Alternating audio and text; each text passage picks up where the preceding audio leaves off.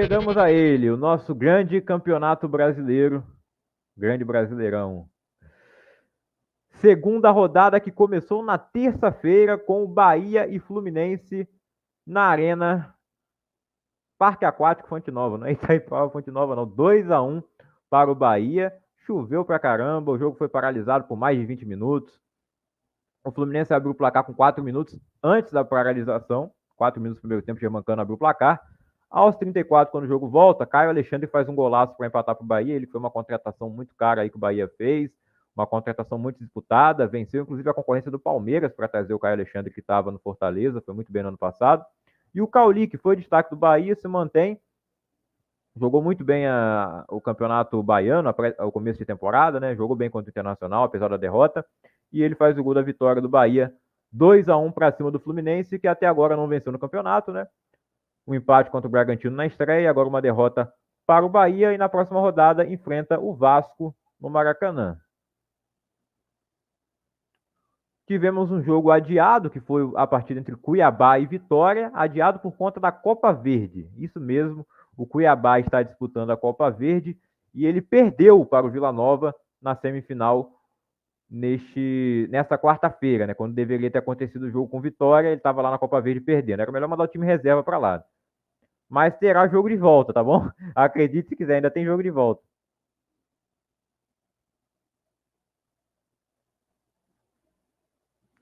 E o Davidson foi afastado por questões disciplinares. Eu não entendi nada, né? O Davidson é o artilheiro do Cuiabá na temporada, é o melhor jogador do Cuiabá, né?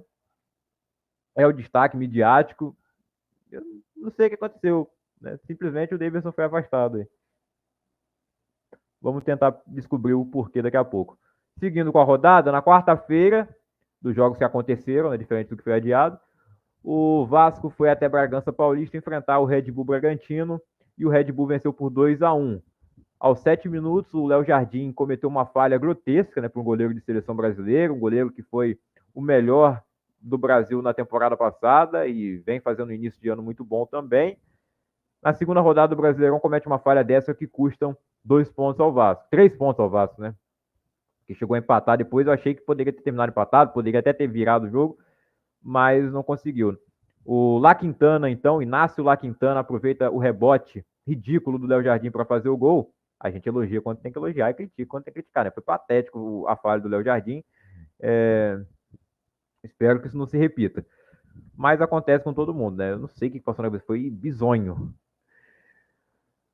O Vasco ainda chega a empatar no primeiro tempo, né? O Verratti faz 2 gols, o primeiro é anulado por impedimento milimétrico, né? E ainda por cima não mostraram muito a questão da linha ali na transmissão. Mas foi anulado o gol do Vasco. No segundo tempo sai sim o gol do Verratti, onde ele participa lá no meio do campo. Ele faz o passe primeiro para o Ryan toca para o David, que aliás vem jogando bem, né? Eu que critiquei tanto o David, a contratação dele principalmente, ainda acho um jogador muito limitado, mas que parece estar evoluindo, né? E eu torço para que ele evolua ainda mais, né? Não vou torcer contra o cara, ainda mais jogando no meu time. Ele dá assistência para o Verratti, passa na medida, o Verratti empata o jogo para o Vasco, mas aí Vitor Hugo ou Vitinho, contando com o desvio do Maicon, faz o gol da vitória. Na hora eu achei, caramba, que golaço, meu cara meteu a bola no ângulo, que curva foi essa? Mas a bola desviou no Maicon e aí acabou com a chance do Léo Jardim, foi no ângulo. 2-1 para o Bragantino. O Vasco tem que melhorar a sua defesa ali, principalmente as laterais. Né? O Piton foi muito bem na temporada passada, foi muito bem no início do ano. Mas nessa partida em especial eu acho que ele não foi muito bem, mas principalmente o PH, cara. Eu não consigo entender por que o PH é indiscutivelmente o lateral titular do Vasco. Ele é um cara que só corre, ele é rápido, ele se esforça, ele dá o sangue no campo, mas ele é ruim.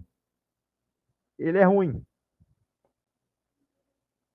O Pumita tem muito mais qualidade que ele e não tem chance, né? Inclusive o Pumita saiu no meio do jogo, né? Tava no banco de reservas, claro, mas ele foi dar uma corrida ali no vestiário, né? Tava com dor de barriga. O Grêmio, que perdeu pro Vasco, vinha numa sequência muito negativa após título gaúcho, né? Ele perde pro Vasco na primeira rodada, perde os 2 primeiros jogos na Libertadores, vai ter que se recuperar lá e vai ser uma situação difícil. Ele vence o Atlético Paranaense na Arena do Grêmio, o Atlético Paranaense que não chutou nenhuma bola na direção do gol, depois de 8 vitórias consecutivas. O Cuca falou que nunca tinha conseguido tantas vitórias assim em sequência e parou por aí, né? Não conseguiu chegar à 9ª e muito menos à 10ª para fechar redondinho ali. Bom, mas aí 2-0 pro Grêmio, Cristaldo faz o primeiro gol no primeiro tempo aos 19 minutos, Soteldo faz o segundo aos 6 minutos do segundo tempo. 2-0 para a equipe de Renato Gaúcho. E o Grêmio realmente dominou o jogo, como ele falou, com mérito, né? Vai se recuperando. Vitória muito importante. Fortaleza e Cruzeiro no Castelão, 1-1. Fortaleza abriu o placar aos 19 minutos com o Hércules, aproveitando o chute ali de fora da área. E o Rafael Cabral não voltou pro gol mesmo, né? Ele foi barrado já na partida contra o Botafogo, depois da falha na Sul-Americana. O Cruzeiro vence o Botafogo na estreia do Brasileiro.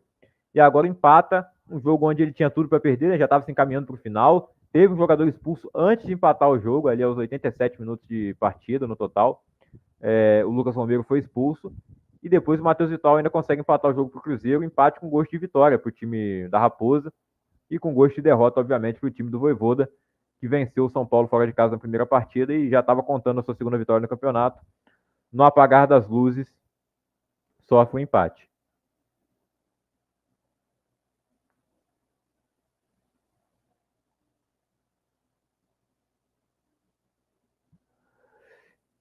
Enquanto isso, em Barueri, o Palmeiras recebia o Internacional, estava tendo show no Allianz Parque, então a partida foi em Barueri, a segunda casa do Palmeiras.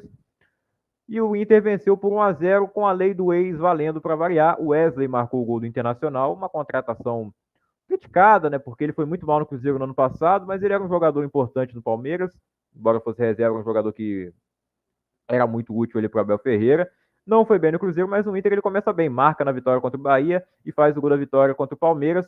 E tem que se dizer que enquanto ainda estava 0-0, Rafael Borré perdeu um pênalti para o Inter, isolou de forma ridícula, uma contratação que foi muito badalada. O Inter desembolsou 11 milhões de reais para trazê-lo antes do tempo lá do Eintracht Frankfurt, né? Na verdade ele estava emprestado para o Werder Bremen, mas ele pertencia ao Frankfurt. E o contrato dele acabaria no meio do ano, o Inter fez de tudo para trazer ele agora. E ele foi importante para a vitória, né? Apesar de perder o pênalti, ele dá assistência para o gol do Wesley. E o Inter, mesmo finalizando pouco, né, em relação ao Palmeiras, o Palmeiras finalizou ao todo 18 vezes. É óbvio, estava perdendo, né? Tomou o gol no final do primeiro tempo, segundo tempo foi para cima, mas não conseguiu passar e fazer gol no Rocher. Inter, 2 vitórias consecutivas no Campeonato Brasileiro, depois da campanha ruim no Campeonato Gaúcho, na eliminação para o Juventude, e o início ruim na Sul-Americana. No Brasileirão, o Inter começa com 100% de aproveitamento nas 2 primeiras rodadas e vencendo logo um favorito ao título fora de casa, né? Se o Inter se reforçou para brigar pelo título, esses jogos ele tem que vencer. É uma vitória fantástica fora de casa, dá tranquilidade aí para o Cudê trabalhar. Na Arena MRV, o Atlético Mineiro decepcionou empatando com o Criciúma. Aos 40 minutos do primeiro tempo, Gustavo Scarpa abriu o placar para o Atlético, mas no segundo tempo, Matheus Leonardo empatou o jogo para o Criciúma, que soma 2 pontos no campeonato, empatou em casa com o Juventude na primeira rodada e agora empata com o Atlético Mineiro. Um grande resultado fora de casa contra um dos favoritos ao título. O Atlético finalizou o jogo inteiro às 22 vezes, 6 na direção do gol, teve 68% de posse de bola e o Criciúma finalizando só 5 vezes com um chute a gol. Conseguiu empatar, resultado bom para o Criciúma e péssimo para o Atlético Mineiro. Um time que está brigando pelo título não pode deixar escapar uma vitória como essa. Mesmo que não tenha jogado mal, mas é um jogo que você tem que vencer de qualquer maneira. Derrota feia também para o Corinthians. O Juventude, que estreou com empate contra o Criciúma, agora vence o Corinthians em casa. Grande vitória para o Juventude, 2-0. Jean Carlos fez um belo gol para abrir o placar. Muita gente reclamando do Cássio no lance. Pô, quantos goleiros que nem pulam numa bola daquela? O Cássio ainda pulou. E o Cássio, tendo a história que ele tem no Corinthians, eu não entendo essas críticas aí exageradas, né? Apesar de que no segundo gol, realmente ele falha muito. Acho que o Ranieri também tem culpa de recuar uma bola daquela para ele, mas o Cássio é pior ainda porque, pô, se ele viu que tá na fogueira, bica, joga essa bola longe. Né? Ele tentou sair ali jogando curto de novo, perdeu a bola, o Lucas Barbosa e a lei do ex-rival, Lucas 2-0 para o Juventude, que vence o Corinthians, que empatou com o Atlético na primeira rodada, tendo um jogador a mais, maior parte do jogo. A não ser que o Cuca tivesse certo, é melhor ter um jogador a menos, né? Lembra quando o Cuca estava treinando o Atlético e falou isso? O Atlético passou mais perto de vencer o jogo do que o Corinthians lá em Itaquera. E agora o Corinthians não teve chance nenhuma de ganhar o jogo. Embora tenha finalizado no total mais que o Juventude, tenha tido mais posse de bola. O Juventude finalizou 8 vezes na direção do gol. O Cássio ainda salvou algumas, tá? Poderia ter sido mais aí para a equipe do Roger Machado. 2-0 para o Juventude no Alfredo Jaconi. No Maracanã, o Flamengo venceu por 2-1 São Paulo e vai confirmando seu favoritismo ao título. Na primeira rodada, eles jogaram bem mal contra o Atlético Goianiense, tiveram uma vitória ali um pouco polêmica, né? Bem polêmica pelo pênalti no final em cima do Bruno Henrique. Mas dessa vez ficou até barato esse 2-1.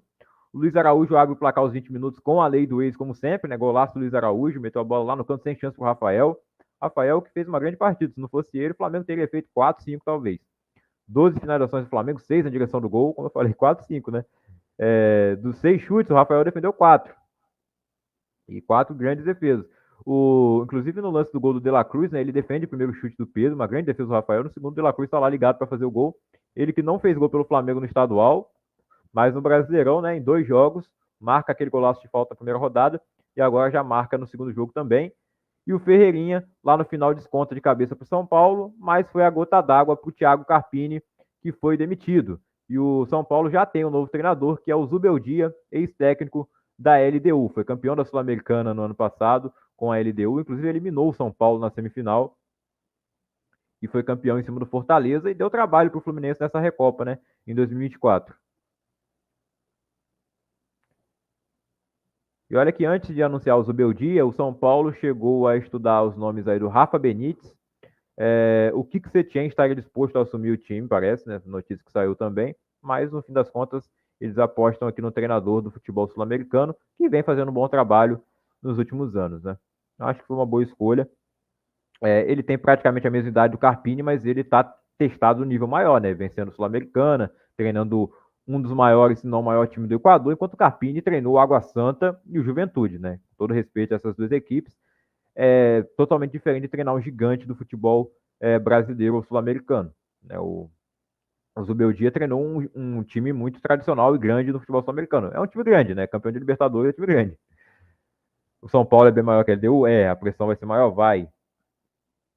Mas eu acho que ele está mais preparado aí para assumir essa bronca do que o Carpini. Sem falar que a imprensa com certeza vai ter mais paciência, porque ele habla, né? E quando o treinador habla, a imprensa tem mais paciência, a não ser que ele fale alguma coisa como o Ramon Dias, né? Que foi um pouco machista essa semana. E aí a imprensa já está detonando ele, querendo na cabeça dele, quer que ele seja punido ou demitido, só porque ele falou aquilo, né? Não foi nada demais também.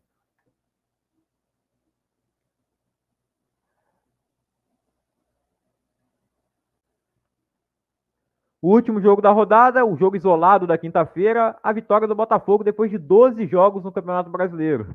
Como assim 12 jogos só? O campeonato começou agora, né? Estou falando do ano passado ainda. O Botafogo ficou 10 partidas no final do campeonato sem vencer, para um time que estava na liderança, né? Foi inacreditável. E aí, 10 não, 11, né? A 12ª foi agora na primeira rodada. E agora eles vencem o Atlético Goianiense, gol marcado pelo lateral Matheus Ponte, que chegou nessa temporada. Bem melhor do que o de Plácido, que era o titular do ano passado, depois da lesão do Rafael. E o Matheus Ponte faz o gol da vitória, mas o Botafogo sofreu um pouquinho, hein? No final ainda teve aquele lance que a bola bateu na mão do Lucas Halter, quase que o juiz não dá um pênalti ali, o torcedor ficou maluco, mas terminou com a vitória do Botafogo 1-0. O Atlético Goianiense, que na última vez que esteve na Série A, era o terror dos times do Rio de Janeiro, né? Teve um campeonato, se não me engano, foi esse último deles, né, em 2021. Eles venceram todos os jogos contra os cariocas.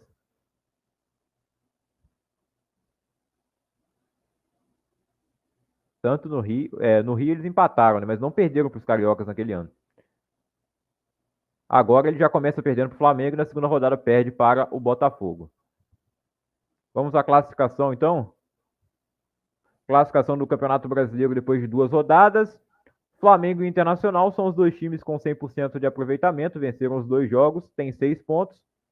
O Flamengo fica na frente pelo saldo de gols, marcou 4 e sofreu 2, o Inter marcou 3 e sofreu 1. Na verdade, o saldo então é igual, o Flamengo fica na frente por ter o melhor ataque. Esse é o critério então, né? Não sei se tem a questão dos cartões amarelos também, mas eu acho que faz mais sentido você dizer que o time que fez mais gol fica na frente, já que o saldo é igual. O Juventude é o terceiro colocado com 4 pontos, empatado com o Bragantino e o Cruzeiro, e também o Fortaleza, né? Esses 4 times que têm uma vitória e um empate. O Atlético Paranaense tem 3 pontos, assim como o Grêmio, Vasco, Bahia, Botafogo, Palmeiras. Esses times aí têm 3 pontos, né? Essas equipes têm 3 pontos. O 13º colocado é o Criciúma, que tem 2 pontos, assim como o Atlético Mineiro, são 2 empates. O Fluminense tem 1, o Corinthians também, 1 empate e 1 derrota. E os times que estão na zona de rebaixamento, que até agora não venceram, Vitória, que tem um jogo a menos contra o Cuiabá, só que o Cuiabá, mesmo com jogo a menos, ele está na última posição porque ele tomou 4-0 na primeira rodada para o Furacão. Então, ele tem um pior saldo, é o Lanterna. O São Paulo, 2 derrotas, e o Atlético Goianiense, 2 derrotas. Esse é o Z4 por enquanto. O artilheiro do campeonato em 2 jogos é o Jean Carlos do Juventude, marcou 2 gols. O Lima do Fluminense, que marcou os 2 na primeira rodada. O De La Cruz marcou 1 na primeira rodada e 1 agora. O Wesley, a mesma coisa. Esses 4 jogadores, então, são os artilheiros por enquanto. E aí tem um monte de gente, né, com 1 gol. O Canobi, o André Silva. Não vou falar todo mundo, né? Luiz Araújo fez agora. Nas assistências, também tem 4 jogadores com 2 assistências cada um. Jadson, do Juventude, que foi expulso desse jogo contra o Corinthians no final. O Jean Lucas, do Bahia. Paulo Henrique Ganso. E o Vitinho, do Bragantino.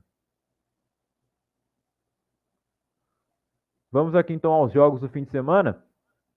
Terceira rodada, já tem mais um jogo adiado. Criciúma e Fortaleza. Esse aqui é por conta da Copa do Nordeste, né?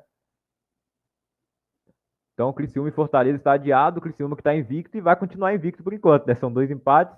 O Fortaleza também está invicto. E os dois não jogam nessa terceira rodada por agora. E ainda sem data de jogo, né? De remarcação.